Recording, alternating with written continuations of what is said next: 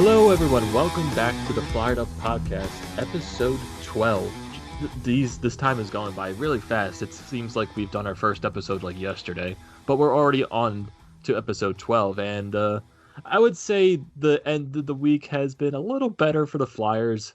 As of now, they won against the New Jersey Devils on Friday in a shootout by a score of 4-3. Couturier with a nice Peter Forsberg style goal to win it for the Flyers in the shootout.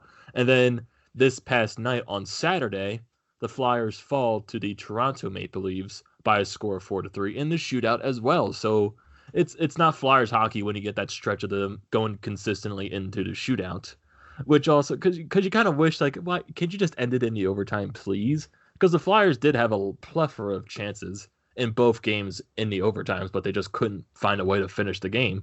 So it eventually went into the shootout, and I would say both goaltenders, Carter Hart and Brian Elliott, in both of these shootouts were pretty good. You got Carter Hart against the Devils, did not allow a single goal in the shootout, and Brian Elliott.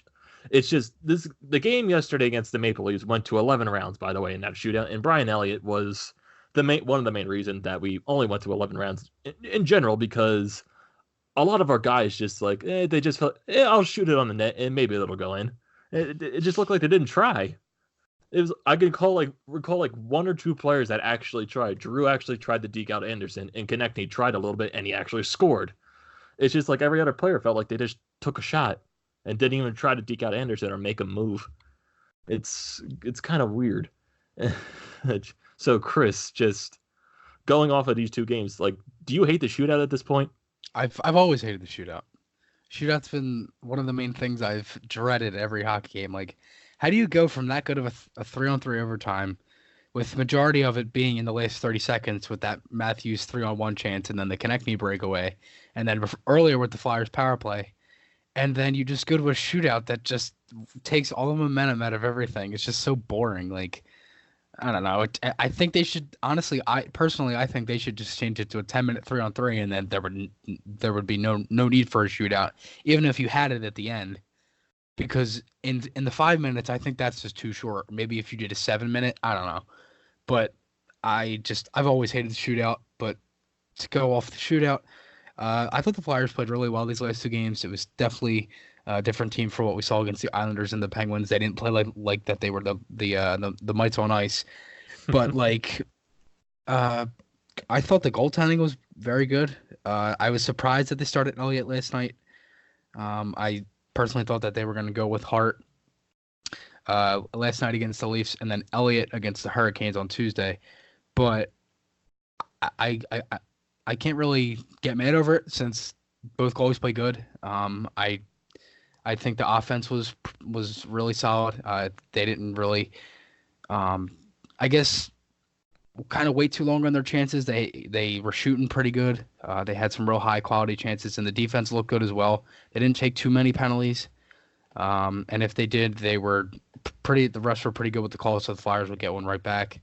So I think the Flyers played good. They got 3 out of a possible 4 points in the back-to-back. So I mean, there really isn't much more you can ask, especially in a shootout. But like as you said, I just wish more guys would have made better moves in the shootout, because Anderson's a big goalie, and the only reason Konechny scored was because he opened him up, and he got it 5-0. And I don't know why, but is it me or did everyone try to go 5-0 in the shootout? It was either 5-0 or glove side. That's what I thought. Like, I swear one of the coaches told the Leafs before the game, go 5-0 if it goes to a shootout, because that's what they did every time. It's just, can we just make the petition to the NHL to either get rid of the shootout or just extend the 3-on-3 overtime? Because I am honestly tired of seeing this team in a shootout. It's also blatantly to the record, because we suck in a shootout just historically. Right. But and it's not even just Flyers fans either. Everyone hates the shootout. Oh, the only time I like the shootout is if the Flyers aren't in it. If it's like Toronto and say Boston, like, that's a good shootout. 2 good goalies and really good offense. You know what I mean? Like, and that was the thing. Like I was saying to my dad before, like, I don't want this to go to a shootout, because even though they had Tavares out, they still have a good team. Mm-hmm. And like, if you look at the way they used their shootout, they had Janssen in the 11th round. Oh God! Like, that's just insane. And to even go into the shootout with the Flyers a little bit more like some people are going to complain about like I guess the way that who they put in the shootout, kind of like how they did in Vancouver. But like like as you said before before we started recording, like how do you think like he should have did the shootout? Do you think it was fine the way he did it, or like? I mean, I guess like for a traditional Flyers shootout lineup, you have to have Claude Giroux in like the top three part Yeah, of the and he shootout went because second too, right? yeah, he went Yeah, second, but it's just like I know Voracek, like sometimes he'll have his stretches where he can get the puck into the net in a shootout, but it just feels like every time Voracek just plays in a shootout, he does the same exact thing every single time. And Voracek has like the same three moves. yeah, like he'll either try to shoot 5-hole, go glove side, or that he tries to stretch the goalie all across so he can get the puck into the net. But he hasn't done that in a while, and it just feels like he consistently shoots it. Sean Couturier, he's been better as of late. We said in the Devils game, he had that nice Forsberg style shot, but then he just shot it today. It just Yeah. feels like some of our guys don't have creativity when it comes to the shootout. That's like Claude Giroux. He'll have those moments where he'll just shoot the puck, but then like I think every shootout attempt this year, he's tried to deke out the goalie and it just hasn't worked. Yeah. But the thing is like sometimes Giroux like I just wish Giroux would realize that it's like most goalies think it's coming, and that stuff like usually for that in a shootout, there's always a time and a place because that just wasn't it. He didn't really come with that much speed, anyways, and he made too many moves in front without realizing that he was already at the side of the net when he tried to put it through him.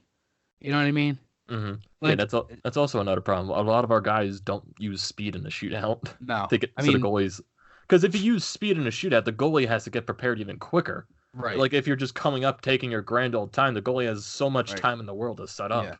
And like the only guys that really go really slow and can score, the three off the top of my head are Ryan Johansson, TJ Oshie, and Alexander Barkov. Mm-hmm. And they score every time because Barkov's just a good skater in front too, and he's really good stick handler. And Mm-hmm. Johansson just literally holds it on his forehand and waits for the goalie to make a move, which is hilarious every time I see it. And then Oshie, he'd It's scored just four times in one shootout before. yeah, Like, he's TJ Sochi. That's why. right. It's insane.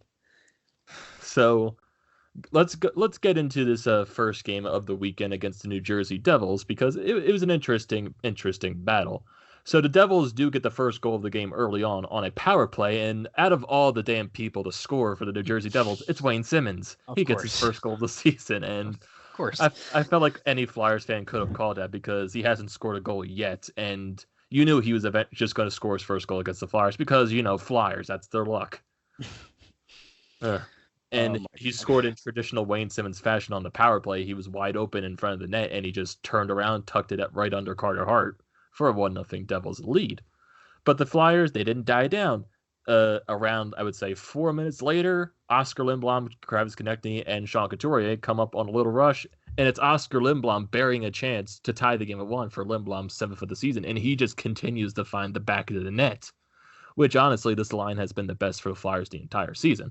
It's been the only line that for the Flyers the whole season, honestly. It's been the most consistent line, and they're ones Right. that actually getting points, which is it's like you didn't expect Lindblom, Konechny, and Couturier to have this much chemistry with each other, but these guys are just going out there getting points. Well, I mean, I expected them to have good years, but not like this. Oh yeah, I mean, Lindblom got his 7th goal of the year against Devils, and last year it took him until January 31st to get it. So he's obviously doing something different.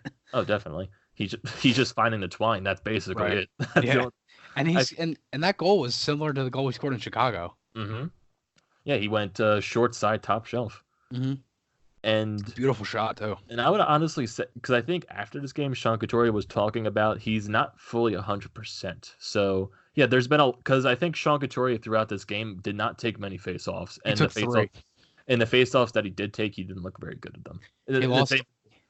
And the same thing could be said about the Leafs game. Yeah, he lost all 3 faceoffs against the Devils, and Konechny took 9 and he won 7.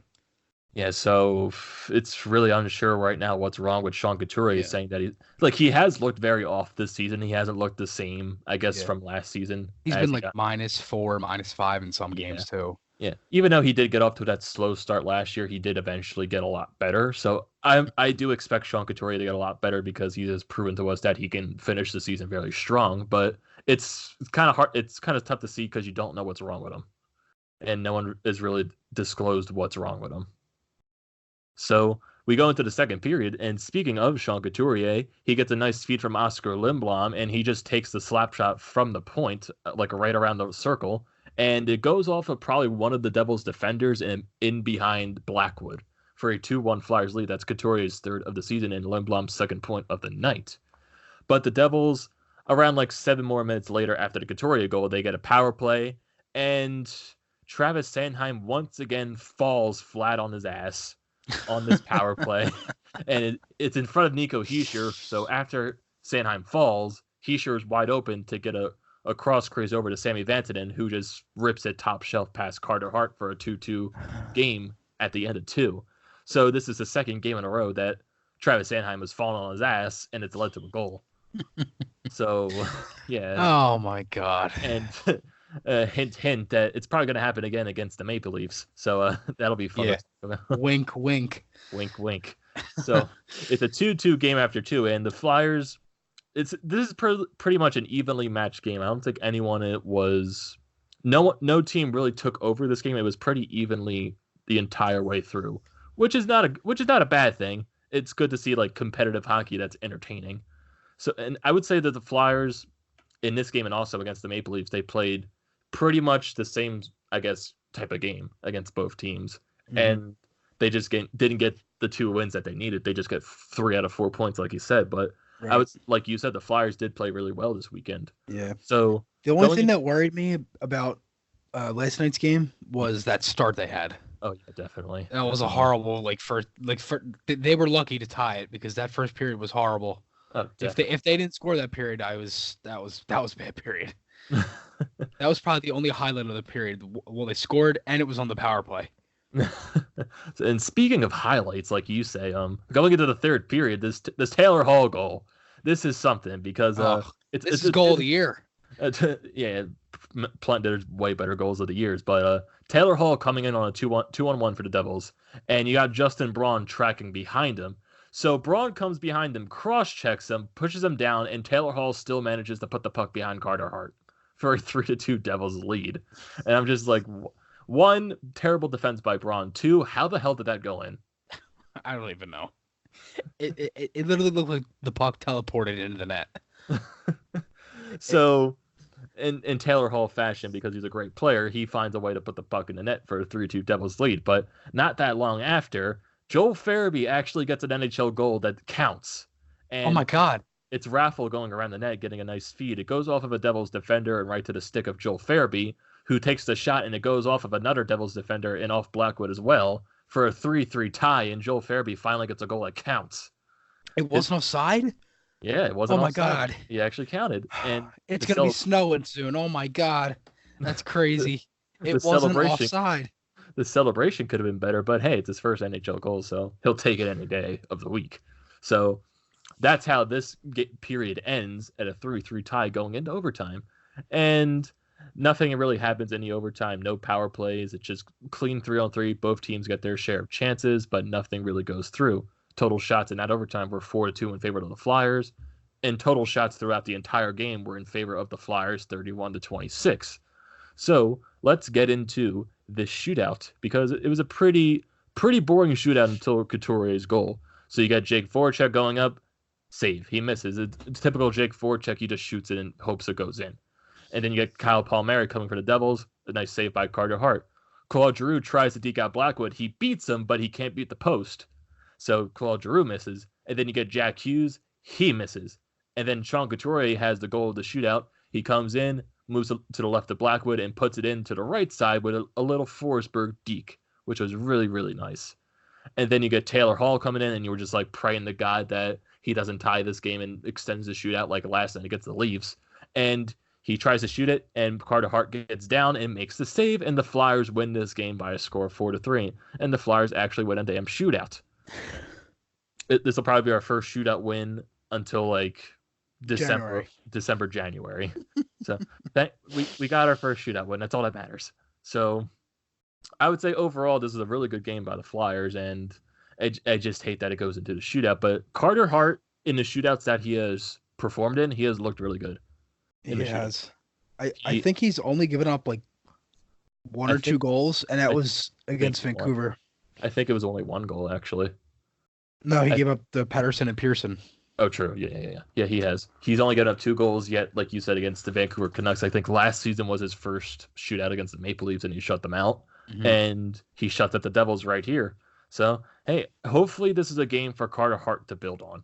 Just Hopefully. hopefully, because he has looked like trash the past couple of games, and hopefully this is something that can boost his confidence a little bit. What do you think starts Tuesday against the Hurricanes? I feel like Vigneault would go with Hart from the way that so do I would go Hart these next 2 games, and I would do Elliott against the Leafs again. Yeah, I would do that. And then Hart against Boston. Oh boy, that'll be a fun matchup. Yeah, Boston's 10-1-2 right now. Yeah, but the one thing I want to go into right now is freaking Travis Sanheim. This is the second game in a row that he has fallen flat on his ass. And yeah, wink, wink, like we said, he's gonna fall again in the Toronto Maple Leafs game, but we'll get to that in a little bit. But just like, what the hell? Why is this guy falling so much? I don't know. I don't think it's anything against him. I think it might be his skates. That was his excuse after the Maple Leafs game. He said he doesn't know if it's his skates, he doesn't know if it's just a confidence thing, or just I don't know. Well, but, maybe that wink wink goal might help his confidence. Maybe, hopefully, wink wink. But but it's just the fact that I'll just say 3 games in a row basically that he has fallen. But it's just like how it's either you're so unlucky or just like you're so unlucky that it just happens the same exact way every single game. Like, I don't know if it's luck based or it's just like the kid has no confidence right now in his game, because Sanheim really hasn't been the same as last year. Yeah, I don't know what's wrong with him, because he was great last year. I'd say he was second best defenseman last year. Yeah, definitely. And like, speaking of defenseman, how about Provorov last night? Oh, Provorov was really good. He had a goal, assist, and almost played 30 minutes of ice time. Mm-hmm. I think it was close to 29 minutes. It was like 28, 40 something or 50. I don't remember the exact number, but he was really good last night. And putting him on the first power play unit, that helps. I mean, I said that. I don't know if you guys have seen my video or not, but I made a video the other day after the Penguins game, and I said, personally, I think that they should take Gostisbehere off the first power play unit, put Provorov or maybe Niskanen and someone up on that unit to maybe do something else. And they put Provorov up, and he got a goal and an assist on both power play goals the Flyers had. So yeah, because he shoots more. Yeah, he shoots more, and he's able to move through the traffic in the neutral zone, unlike Gostisbehere. Shane Gostisbehere is just a whole other story on just like bad. Right. I don't know what's wrong with Gostisbehere. I think it's just a confidence level that's different between Gostisbehere. It has to be a confidence level, because he's proven to us that he could be a really good defenseman, offensively wise. Mm-hmm. But I just don't know what the hell's wrong with him. Well, it's definitely not his D-man, because he's last year played majority with Provorov, and now this year he played with majority of Braun and Morin. Yeah, Hag, Morin, and Morin. I want to rephrase that. Morin for one game, Hag, and Braun. Yes. So it's not like I don't know how one man's confidence can be so struck, like, consistently. I don't, because his rookie year was really good. He was really confident. He was one of the best rookies in the NHL that year. He missed out because he was called up a little too late, but he managed to finish third place in Calder voting. And then the second year was the year that him and Drew got those surgeries. So maybe that's one of the reasons he didn't play as good, but he lit it up at the end of that season. And then the following season, 17-18, he was really good, had 60-plus points. And then last year just sucked. And this year he's sucking again. I just don't understand. Like, I feel bad for laughing because he's like a good player, but I think it's just the way you describe it. You're like, he sucked. Well, that's the only way you can describe it. I know. But like, the thing I don't understand is like, how do you go from having that good of a season to being that bad? And there's so many fans that stick up for him. It's just like, I'm tired of sticking up for him. Like, as much as Voracek is my favorite player, I don't stick up for him anymore because I know he's bad. I've just always loved him. Yeah, I don't know why, but that's also one of my major gripes because there's a lot of fans out there that still defend Gossespierre for how bad he has been. right. It's like there's an excuse for everything, but every fan is going to go out there and complaining about the fourth line. Mm-hmm. It's a fourth line. It's a fourth It's a line. fourth line. What do you expect? Literally, the only fourth lines that show up in hockey are the ones in the Stanley Cup Finals. Yeah, it's literally all the complaints have been going to guys like Chris Stewart, guys on the fourth line like Michael Raffl, even though Raffl has been one of our best players this season. People blaming Torinsky, blaming Bunneman. How many games has Torinsky played? Like 4, maybe 5? At least. How many's Bunneman played? 2, 3? Yeah, and Like, then come on. and also blaming guys like Pitlick, even though, yes, I can agree, Pitlick hasn't been. He's playing on the fourth line, though, so you really can't expect much from him. But same thing with like guys like Vorobiev. How do you expect him to do anything when he plays with Stewart and Pitlick for the whole night? yeah, it's just like guys like Stanheim, Gossespierre, and even like guys like Hagen Morin are taking majority of the hate when other guys like Gossespierre and Stanheim are insanely struggling right now. Because Morin, who battled injury majority of his career so far, and he's barely had any chance to prove himself. He just got sent down again to Lehigh Valley. Mm-hmm. And like, I don't get it. Like, and to the people who still think that like there's people that say, oh, well, we waited this long for the defense to be this good with all these young guys and they're still horrible. Like, do you expect them to win the Norris in their first year? I feel like that's what people want to happen, but well, everyone wants that to happen. Yeah, but I mean, like even talking about all this, I forgot to mention like what happened before the Devils game, which was Morin and Vorobiev get sent down, and the Flyers call up in turn German Rubstov to make his NHL debut. They call up Phil Myers, which everyone in the world wanted. Right. It's just, and also Carson Twaritsky gets called up to play on the fourth line with Scott Lawton being placed on the LTIR. Right.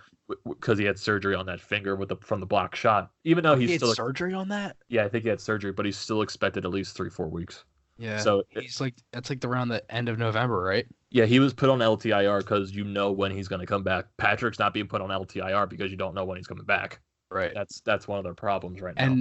And I realized like I didn't realize. I'm thinking, well, if they put Lawton on long-term injury reserve, why the hell are they calling up these guys up? They have no cap space. Then I realized that the money that you get from the guy on LTIR, that doesn't get used against your cap. Yeah. So they saved $2.1 million there from Lawton, so they had like 2.2. Yeah. When you put the other guys, and all three of them were on their ELC still. Yep. Yeah. When you put someone on LTIR, that money you don't pay them. Yeah. It gets taken off the cap, so you have cap space to call people up when needed. And like I would say German Rubstov.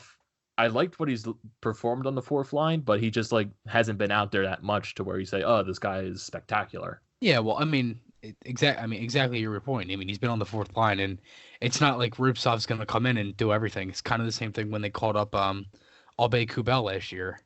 Yeah. He played maybe 3-4 games, and he really didn't do much because he's played on the third and fourth line, and he didn't have any guys around him to produce. Mm-hmm. Like when people will complain about Vorobiev, when he plays with Stewart, who honestly to me looks like he can't even stick handle the puck because whenever he gets it, it just goes it literally goes right off his stick into the corner. And Pitlick, who's kind of just like he hustles a lot, but the one thing I'll always say about Raffl is that no matter what line he's on, he's a good player. Yeah, Raffl's just like your stereotypical grinder. He can do anything. Yeah. I mean, if you want to put him on the penalty kill, I'm sure they can.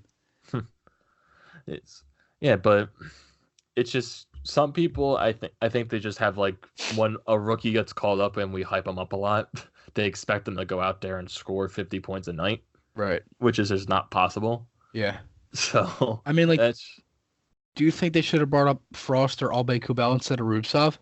No, I don't. Yeah, I don't either because like I think Rubtsov deserve to be called up more than Frost. Yeah. I think Frost still needs some time to develop down in the AHL. Even though he is playing really good down with the Phantoms, I still think he does need some time. I think he's going to get his NHL call-up, I would say, like midway through the season. Yeah, he had a goal last night. The Phantoms won 3-2. Yeah, he's starting to get more used down into the AHL, but I still think he needs a little bit more time to develop. Yeah, and speaking of the Phantoms right now, they're on an 8-game point streak. Oh, yeah, they've been really good. They're 4-0-1-3. So the AHL counts the shootout record, the shootout losses in the record. So Yeah. that's 4 wins, 0 losses, 1 overtime loss, and 3 shootout losses, which is weird Ugh. because there's so many games for them that go to shootouts, but Frost is 2 for 3, I think, in the shootout, and then no one else scores. I feel like that's why people want Frost up so badly, so we can win Yeah. shootouts. Well, speaking of shootouts, Chris Stewart Is a shootout is a specialist. shootout specialist. Isn't he over like 50%? I think so. He's like 8 for 12 or something. I think. Yeah, he's really good in the shootout. We could have used him against the Maple Leafs, but we didn't. He wasn't even in the lineup. Yeah, he wasn't. He was scratched. So, before we get into this Toronto Maple Leafs game, this whole shindig with the 11-round shootout, let's pause for a moment to hear a word from our sponsor. Hi, I'm Mark, and I'm one of the hosts of Massive Late Fee. Do you remember Blockbuster? Well, we do, and we racked up a lot of late fees there. That's why we're glad there's things like Netflix, Hulu, and Blockbuster has died, mostly because of us. We cover streaming shows and pretty much whatever we want. Join us every Thursday as we talk TV and movies on Massive Late Fee. You can find us at Massive Late Fee on Twitter, Massive Late Fee on Facebook. You can email the show at massivelatefee@gmail.com, and you can find us at MySpace, Massive Late Fee. Massive Late Fee, the best podcast we can think of. And welcome back to the Fired Up podcast, and let's get into this, I would say, exciting game against the Toronto Maple Leafs. Even though the freaking shootout left an insanely bad taste in my damn mouth, this game for entertainment value was off the charts because this game was very good, I would say, for both teams. So first period, it is all Toronto Maple Leafs. The Flyers had no business in that first period, but still somehow ends up tied. You get Kasperi Kapanen for the Maple Leafs. Off of a turnover from Shane Gostisbehere in the neutral zone. He tries to glove the puck, misses it. It goes to the stick of the Toronto Maple Leafs, and it goes to Kasperi Kapanen. And once again, wink, wink, Travis Sanheim falls on his ass, and Kasperi Kapanen goes around him, and then it goes backhand, roofs it past Brian Elliott for a 1-0 lead. And there you go. That's Sanheim's third fall in his past 3 games, which allowed to a goal. But, Sanheim would answer for himself later in this game, so hopefully he wakes up from that. Yeah, And then wink. Yeah, wink, wink. So, like I said, the Flyers absolutely had no business in this first period in this game at all. It was all Toronto Maple Leafs, but the Maple Leafs get a too many men on the ice penalty with around 5 minutes left in this period. And the Flyers, this first unit with Ivan Provorov on the first unit for once, and they looked really good. They were passing the puck around. They were actually winning faceoffs to set it up, and it just looked really good. And it's Ivan Provorov from the point taking the shot, and it goes off of a couple Maple Leafs defensemen in front of the net, and it goes past Frederik Andersen for a 1-1 tie. And like I said, the Flyers had no business being in this first period, but they still come out of this period with a tie game. So going into the second period, it's a complete reversal of what happened in the first. The Flyers completely dominated the second period, and the Maple Leafs had no business whatsoever in this period, but it still ends up with a tied game after 2. The Flyers get an early power play, and it's Claude Giroux on his left side for once, and everyone is yelling at him to shoot the damn puck, but it's being insanely patient. He goes down to the red line, gets close to the net, and in Claude Giroux fashion, he somehow finds a way to bury it under Frederik Andersen into the net for a 2-1 game, and this goal by Giroux is just, it kind of reminds me of one of his early years against the Atlanta Thrashers. It reminds me of one of those goals. I don't know if anyone remembers that from Claude Giroux, but I definitely don't. It definitely look it up because he does I wouldn't say exactly the same thing, but it's very similar. And I think it was in the 2009-2010 season against the Atlanta Thrashers. And that was just a really good goal by Claude Giroux. So 2-1 Flyers lead right there, and a little history for you folks, especially for you, Chris. So definitely go look that up. So like I said, the Flyers are completely dominating this period. The Maple Leafs have no reason whatsoever to be in this game in a second, but they do end up scoring late in this period with around 2 minutes left. It's a net mouth scramble, and it's Jason Spezza getting credit for this goal because the puck's in the blue paint, and the Flyers are actually trying to whack this puck out of the blue paint, and Travis Sanheim puts the puck into his own net, basically, and the goal gets credited to Jason Spezza. So 2 mistakes right there for Travis Sanheim. 2 mistakes in this game. It looked like Spezza tapped it right before it went over the line. I think it was also Sanheim. He was trying to like hook the puck to move it to his right, Yeah. but he did that, but it went off the post and into the net. So Sanheim, I would blame for putting the home puck into his net. Yeah, So- and I definitely see what you're talking about with that Giroux goal. I just No, looked it up on YouTube. Oh my god, that was nice.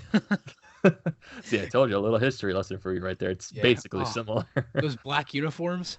Yep, Oh, they were nice. I agree. All right. Anyway, let's go back to the game. Yeah, let's. So, like I said, Maple Leafs tied this game at 2 after 2. So the Flyers in the third period, very early. It's Travis Sanheim with a really nice play, even though he had like 10 million mistakes in previous periods. So he puts a shot on net for Frederik Andersen. He tracks the shot going around the net and gets his own rebound and buries it backhander behind Frederik Andersen for a 3-2 lead. And the celebration by Sanheim, just like he finally gets that first goal of the season and finally like hopefully get some confidence to make up for all the mistakes that he's made in the past 3 games, because that's definitely been lingering over his head. So hopefully this goal definitely like wakes him up a little bit, just hopefully. So, and not that much longer after this goal by Travis Sanheim, the Maple Leafs do eventually tie it. And the way this play goes out, the Flyers get a power play, but then once again the Flyers give up a penalty on that ensuing power play. And it's Joel Farabee going off for a high stick. So it turns into a 4-on-4. And with Mitch Marner getting the puck, he capitalizes off of a turnover in the neutral zone. And he just uses all the speed in the world to get around the Flyers defenseman, wraps it around the net. Brian Elliott had no chance of stopping that puck, and it's a 3-3 game after that. And Mitch Marner, as a player, when he's not playing against the Flyers, I love this kid. I love what he does. He has incredible amounts of skill, incredible amounts of speed. The speed on this man is unbelievable, how fast he is. It was just off of that turnover in the neutral zone, he was basically by the net in like 2 to 3 seconds tops. It was that fast. And a very nice goal there by Mitch Marner. And it's 3-3 going into the overtime, but the Flyers do get a couple late chances in this period. Travis Konechny was wide open in the slot, misses the net. And a couple minutes later after that, JVR was wide open in the slot, misses the net. So that's 2 key chances right there at the end of the third period for the Flyers to get a lead and possibly win this game. But nope, does not happen, and we go into overtime. And the Flyers, they get a power play early in this overtime. It's Kasperi Kapanen tripping Oscar Lindblom, and the Flyers get a 4-on-3. So they get all the chances, but they get shots on net, but they're not the best chances because there's really no net front presence. I think the line out there for majority of that power play was Claude Giroux, Travis Konechny, Ivan Provorov, and I think it was either Niskanen or Lindblom. It was Voracek, actually. It was Voracek, Giroux, Konechny, and Provorov. So there really wasn't a guy to be net front presence, like a guy like JVR to take the sight away from Frederik Andersen. That was Travis Konechny's job. And just all the shots the Flyers took, easy saves for Frederik Andersen. Easy They were right in his chest. Yeah, basically. And so the Flyers do not score off of this power play. And like the typical, when you kill a penalty, it goes into a 4-on-4 for a little bit until the next stoppage of play. And then the Flyers actually do take a penalty, and then Toronto takes a penalty on that ensuing call against the Flyers. So Claude Giroux tripped Mitch Marner, but before the refs actually whistled down the penalty, the Maple Leafs took a too many men on the ice penalty. So it made it so both teams got a penalty right there with a second left in the overtime, so it really doesn't matter. But it was at least the Flyers got away with one because the Maple Leafs took out too many men on the ice penalty right after that, so they got lucky. So let's get into this damn shootout because this is a fun shootout to talk about. Like I said, this shootout went 11 rounds. So going through this entire damn shootout, Sean Couturier was the first shot for the Flyers. Doesn't pull his Forsberg. He just takes a simple shot, and it's saved by Frederik Andersen. Austin Matthews comes up, save. Claude Giroux tries to deke out Frederik Andersen. He literally just runs into him, save. Mitch Marner comes up. Elliott manages to save that. Lindblom comes up. He misses the net. Kasperi Kapanen, stopped by Elliott. Jake Voracek, stopped by Andersen. Nylander, stopped by Elliott. And then ninth round, here we go. Joel Farabee misses the net. Timashov, I think that's how you pronounce his name, stopped by Elliott. Kevin Hayes, stopped by Andersen. Mikheyev, stopped by Elliott. This is 12, not 12 rounds, actually. This is the 12th man. So I think this is around the 6th or 7th round. So Shane Gosper comes up actually in the 7th round, saved by Anderson. Bayard comes up, saved by Elliott. And in the 8th round, Travis Konecny finally scores. We finally get a goal in this damn shootout. And Jason Spezza comes up for the Maple Leafs. It would a fantastic deke, and he beats Elliott. So can't blame Elliott right there, but you just like, come on, why can't this damn shootout end? It's one of those shootouts. It's just the goaltenders are making all the saves in the world, and then when you finally score a goal, the other team's going to score. And then we go a couple more rounds later. Raffle stopped by Anderson, Kerfoot stopped, JVR stopped, Riley and Provorov are also stopped. And then in the 11th round for the Maple Leafs, it's Andreas Johansson coming up. And like you said earlier, Chris, he comes in, he goes to the opposite side of what the other Maple Leafs were doing, and he manages to beat Brian Elliott to win the game for the Toronto Maple Leafs by a score of 4-3. And that shootout left just an insanely bad taste in my mouth. It was just embarrassing. I mean, like, I'm fine if they lose like that, but then again, it's like, come on. Like, out of all those guys that went in the shootout, like, how do only 3 score? I don't know. I honestly don't know. And like as much as people say, oh well, we're bad in the shootout or this, like, it really isn't that hard. I mean, you go into it with a 50% chance of scoring. And just like, you can just go by this entire list that I see that I have right in front of me of all the players. I can tell you like how many players like just shot the puck. Sean Couturier, like I said, he shot the puck. Claude Giroux was one of the only ones that actually tried to deke out Anderson, but he just failed at doing it. Lindblom took a shot. He missed the damn net. Voracek, like he always does, he just shoots a glove side or 5-hole. Joel Farabee tried to take the shot. He missed. Kevin Hayes, I don't remember if he actually tried to do a little deke, but I think he shot the puck at the end, and he missed. Shane Gosper just shoots it. And Travis Konecny actually does get Freddie Anderson to move, which opens up the 5-hole, and he was able to slide it under there. So Travis Konecny was able to actually get the goaltender moving to actually put an actual shot through. Then Michael Raffle, just a shot. JVR, just a shot. Provorov, just a shot. It's just like simple shots. It just doesn't let Anderson do anything. He just can literally just stand there and stop the puck. But I think one of the reasons why they continued to shoot was because some guys were having ice problems. Like, I don't remember. I think it might have been Kapanen for the Leafs when he went up. He lost the puck. I think Matthews did too. Yeah, I think Farabee might have lost the puck when he went up, or it might have been Lindblom. I don't remember. Yeah, it was Lindblom. Lindblom lost the puck when he went up. And I think really one of the only shots that was pretty close to going in was Raffle, because that Anderson made the stick save on that. That hit off like the knob of like the top part of his stick, and it went off the glass. I think that was one of the only chances. But like. And the thing that frustrates me the most is the fact that out of all these moves, and everyone does the same thing, they just try to go 5-hole, and even on the Leafs too.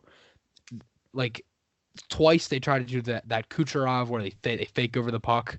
Oh God, only Kucherov can do that, and only Kucherov should do that because he's the only one that can perfect that. Right. I mean, he like literally. He did it to Braden Holtby twice. Like, come on. Right. And it was 2 completely different ways. And the one goal, Holtby was so mad. He slammed his stick. He was like, damn it. He had to know it was coming. But, like, Matthews, the way he did it, it just didn't work because he was too close into the net. And the way Kucherov did it against Buffalo, he went in so slow. No, Kucherov did both. Well, I think he also did it in Buffalo, but his first time was in the All-Star game, I think, like a year or 2 ago against Braden Holtby. Yeah, that was last year, and I think it was in the preseason he might have did it, or it might have been regular season. No, it was the regular. I think it was like slightly after that game. Yeah, and he did it in the All-Star game, and then he did it again in Washington when he like did the fake stick handle over it, and it went right through Holtby's legs. And then he did it against Buffalo. Right. It's just like, why can the Flyers just get that guy that's creative like that? It's just like, no, I'll just take the shot. Maybe it'll go in. Maybe it won't. I don't know. I don't care. Like, and there's so many guys that like over the years that they signed that are like good in the shootout. Chris Stewart. There was one guy they signed a few years ago that was like really good in the shootout, and like they never used him. I don't remember who he was, but he played for the Avalanche. I don't recall like what his name was. I don't know who you're talking about either. I think Atkinson wasn't that bad in the shootout. My dad, we were joking around last night. and it was like round 8 or 9, and he was like, "Oh my God, come on!" He was like, "And this is the part where they need Matt Reed." I was Oh, like, "Yeah, God. he's on the least AHL team." This is where we need Matt Reed. I would never hear someone say that in the history of Flyers history. Jesus, this is the time where we need Matt Reed. Oh boy, that was the time where we needed freaking Chris Stewart in his 8 for 12 in the shootout. But no, he was scratched this damn game. Oh God, and it's like even like the guys we used in the shootout, like some were very questionable. Like why didn't we give like a guy like German Rupestop a chance? Why didn't we? Like I know Tworinsky. Like I can understand not using him. Like you even said earlier, like why did we use Shane Gostisbehere so early in this shootout? Because we went Sean Couturier, Claude Giroux, Lindblom, Voracek, Farabee, Hayes, then Gostisbehere. I feel there was a plenty of other guys to use way before They Gostisbehere. could have used Van Riemsdyk, Konechny, Raffle, Rubtsov, Torinsky. I mean, Pitlick. yeah, Pitlick. Christ, I would have rather used Pitlick than Gostisbehere. I mean, would like- have used Elliott over Gostisbehere, but Let Carter Hart shoot. oh God. Like could we unscratch Stewart for that one moment? Come on, Like, Chuck, come down and shoot. It's just like Chris Stewart just comes in his suit with skates and he just goes on and tries to score that. I wish he would have done that because we definitely needed someone. Ugh. It was just like everyone in the stands was like standing up for like each chance to finally like hopefully they will score, and I was screaming my lungs off because it was like it was one of those shootouts and it was pissing me off that it literally went 11 rounds and we scored 1 goal. And it was close to being the longest shootout in history. I think the longest is 19.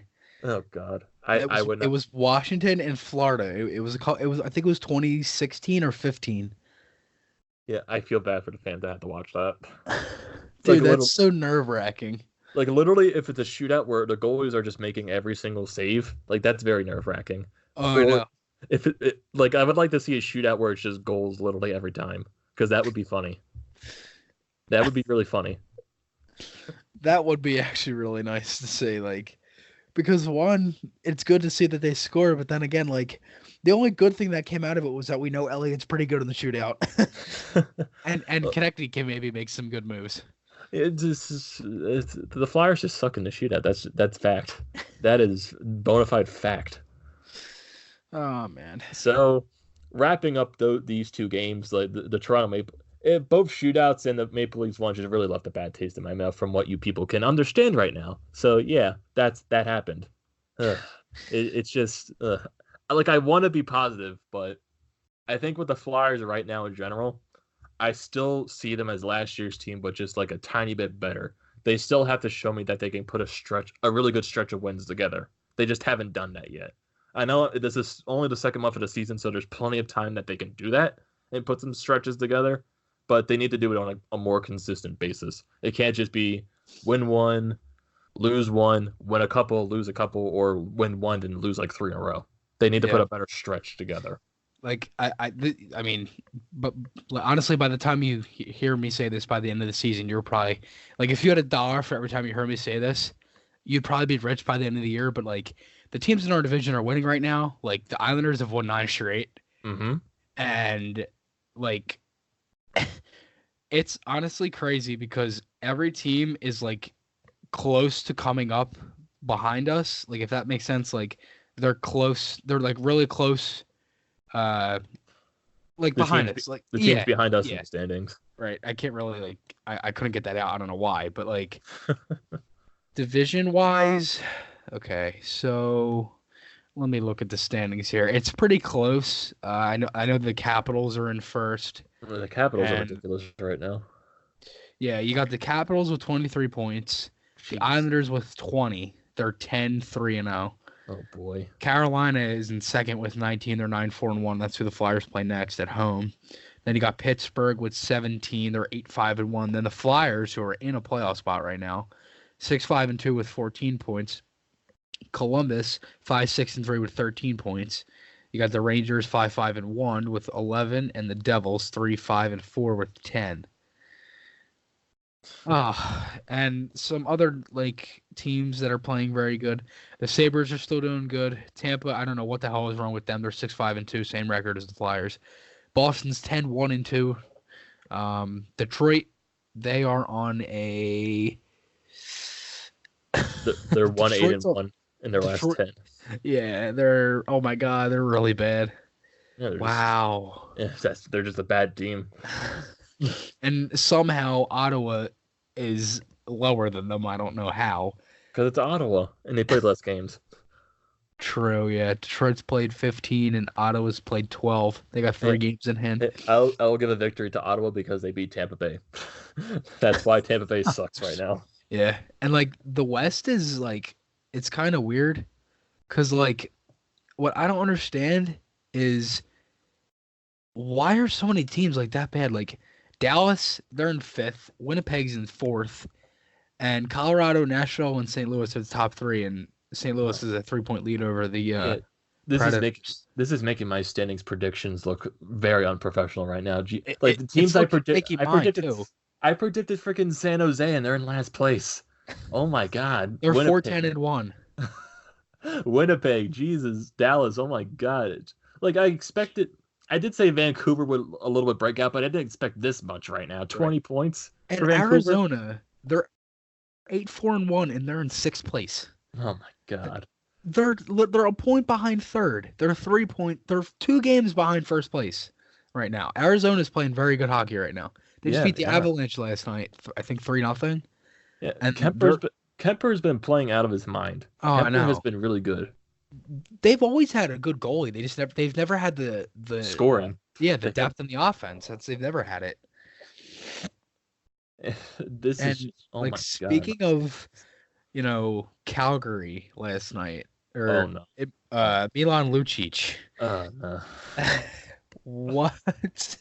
What is your problem?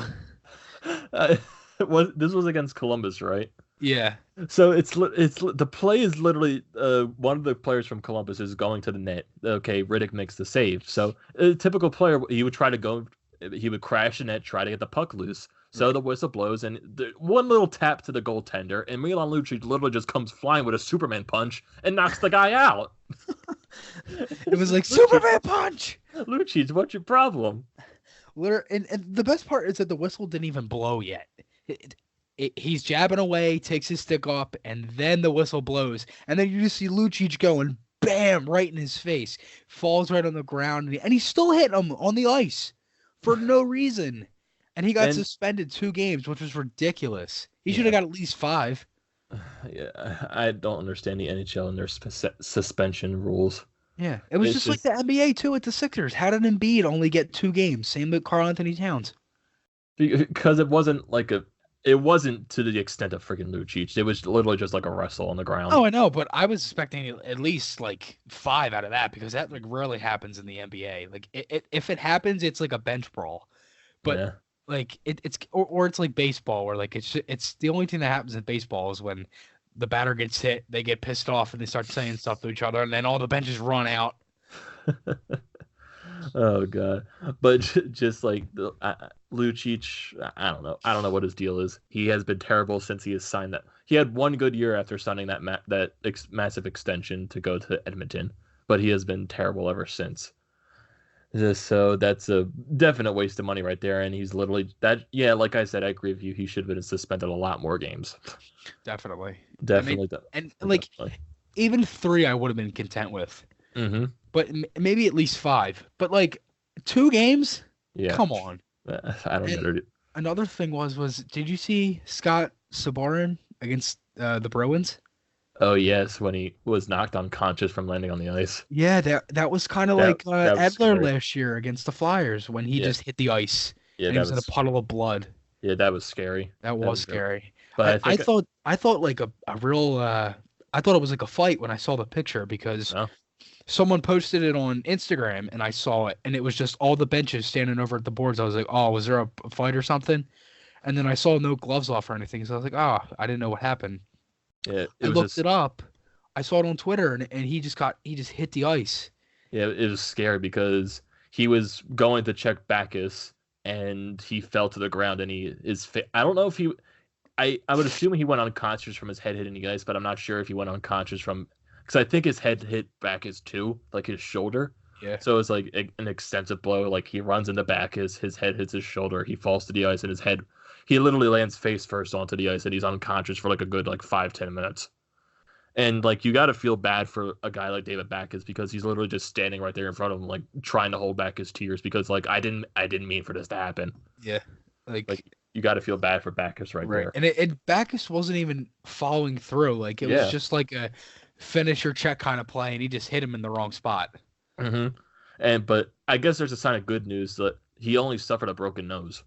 And he had a black eye, and it looked like his lip was all cut up as well because he posted something on his Instagram story, and he was like in the hospital. He had like his thumbs up, and I don't know if his teeth are purposely out, but I don't know if he lost teeth or they're just like he has fake ones. But it looked like one of his teeth were like knocked out, but I'm not sure if that was from the hit or maybe the impact when he hit the ice, but. That was really similar to when. Do you remember last year when Edler hit the ice against the Flyers? Yes. And it looked like because I was at that game, and it looked like that he hit the post, but then they showed it on the replay, and he just smacked his face on the ice. Mm-hmm. And that's scary, man. It's very, very scary. But in all terms, he ends up okay. He only suffered that broken nose and like the bruises, black eyed, and a couple of bruises, and maybe a few lost teeth. But it's hockey; you're going to lose teeth eventually. Right. So to wrap up this podcast, I would say this is gonna be a very tough week for the Flyers because there's a lot of, I would say, very tough opponents coming up. So we're all for these next 2 nights. We're recording this on Sunday, the 3rd of November. So the Flyers' next game won't be until November 5th against the Carolina Hurricanes. And then 2 nights later, we're back home again against the Montreal Canadiens. So 2 tough opponents right there. Carolina being one of the better teams in the Metropolitan Division. They're in 2nd place. And they just got off to an incredible start. So that's going to be a major, major test for the Flyers. And Montreal, they have a lot of weapons on the team. Max Domi, Jonathan Drouin, Carey Price. That's going to be a tough matchup because Carey Price is usually good against the Flyers. Usually every other goaltender in the league. Yeah. And then Saturday night, we have a rematch with the Toronto Maple Leafs in Toronto at 7 p.m. And that's going to be a stretch of back-to-backs. So that's Saturday in Toronto, and then that following Sunday against the Boston Bruins, who are I would say, is the best team in the Eastern Conference right now. So a very good stretch of games coming up right here, a tough stretch of games. And this is where, honestly, the Flyers need to prove themselves, where they can beat good opponents. Yeah, and put a stretch of games together. If they can, honestly, like, if I were to give a prediction, I would say they win these next 2 games at home, and then they lose again to Toronto, but in a close one. I wouldn't say it would be like a blowout. I'd say it would be just like last night's game, but they would lose, and I would say in overtime instead of a shootout. And then I'd say that they could maybe go. I personally, if I were to give a good estimate, I honestly do think the Flyers can beat Boston. Yeah, hopefully your predictions go out right, because I am not going to predict anything, because I said they were going to beat the Penguins and they were going to beat the Islanders, but you know that then those 2 games happened. You know what? I think I'm going to stick with you. I'm just not even going to predict anything now, because now that I think about it, my predictions have been horrible for the whole year. I predicted a win on the Western Conference road trip, and they stunk. And then I predicted a win against Dallas, lost. I predicted I think I predicted a loss against Vegas, and they won. I don't even remember at this point, because I just don't. You know what? I'm done. I'm not doing predictions. Don't even ask me. I'm not doing them anymore. So, yeah, just look at my standings of predictions. They're not boding well so far. So I think I'll just let every game go as it is. So yeah, this is going to be a very tough week for the Flyers right here. These past 2 games, they have earned 3 points out of a possible 4, which is a good stretch, but they need to put something consistent together to actually prove that they are a better team from last season, because they just haven't shown me anything yet. They have shown me that they are slightly better than last season, slightly, and that's not that much. So hopefully they can prove themselves by beating really good opponents in Carolina, Montreal, Toronto again, and the Boston Bruins. They, like I said, they just got to prove something, and veterans, they have to step up. This is their time to step up and prove something to make sure that this team is good. So, like we said, we're not making any predictions. We're going to let every game go as it is. So to wrap up this podcast, hopefully the Flyers can put a good stretch going on here in these next few games. So we'll let every game go as it is, and we will talk to you again after the Flyers play against the Carolina Hurricanes and the Montreal Canadiens, wrapping up those 2 games. We'll probably have another podcast coming up on Friday to wrap those 2 games up before going into the Toronto Maple Leafs game and the Boston Bruins game. So, without further ado, I'm Amadeo Gracia. He is Chris Mayer, and we will see you in the next podcast when we recap the games against the Montreal Canadiens and the Carolina Hurricanes. So, see you guys in the next episode.